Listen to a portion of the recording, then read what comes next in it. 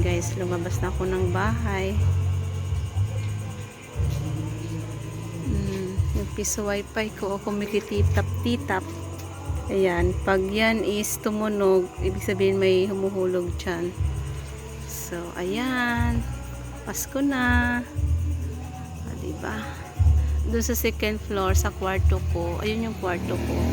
Walang Christmas light. Ayan po, solar. Hanggang magdamag para may ilaw.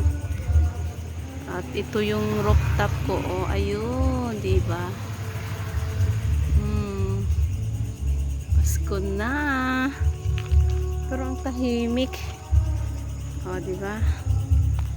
Doon ako kanina sa taas. Oh, diba? Yun ang kwarto ko. Hindi naka-open ang ilaw. Okay guys, thank you for watching. Merry Christmas everyone. Nandun ako.